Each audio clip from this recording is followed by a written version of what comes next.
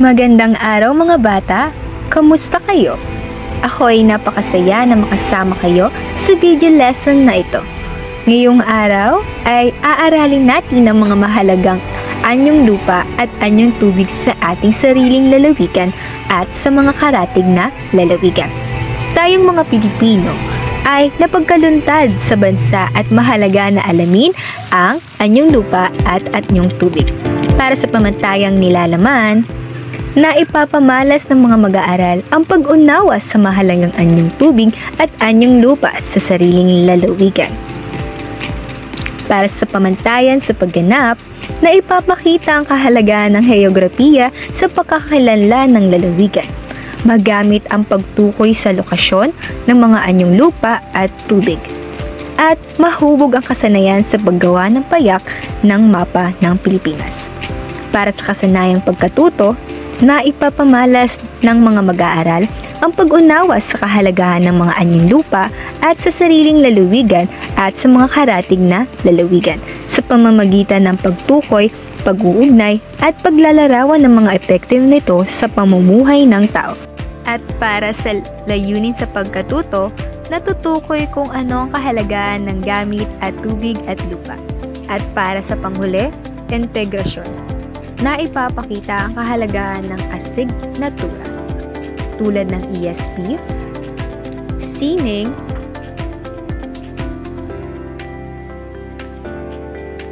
Filipino, at ang agham asignatura.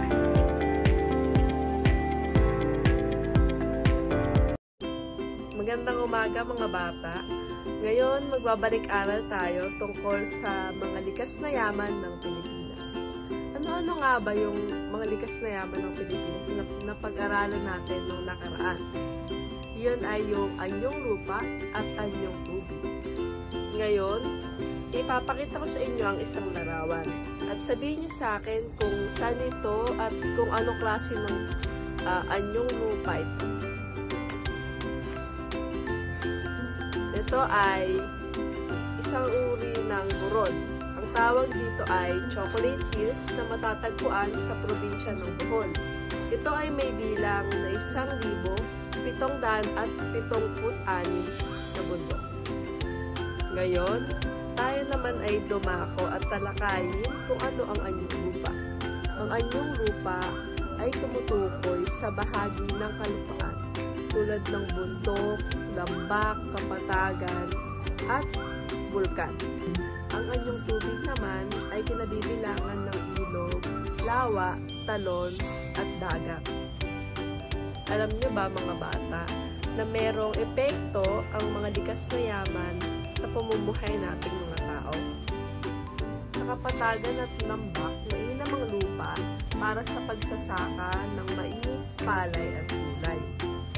Alam ba ninyo na sa bayan ng Cagayan, ang mga lupa sa lambak ay ginagamit ng mga magsasaka upang magtanim ng mga gulay at ng mga palay dahil ang mga lupa doon ay matataba at mas nakapagbibigay iyon ng nutrients sa mga itinatanim nila ng mga palay.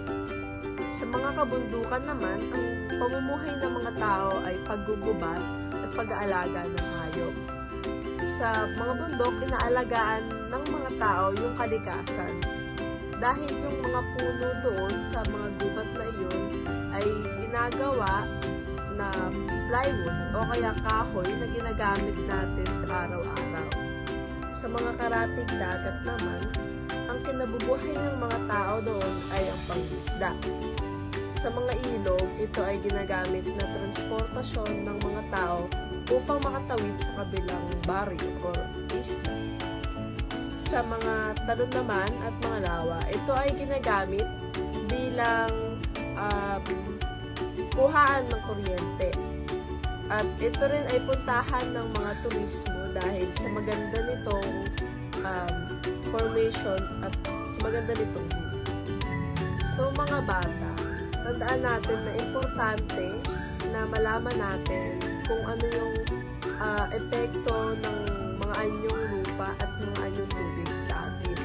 Dahil ito ay nakakatulong sa pamumuhay nating mga tao. So mga bata, itatanong ko sa inyo ngayon, bakit nga ba mahalaga ang mga anyong lupa at tubig para sa ating lalawigan?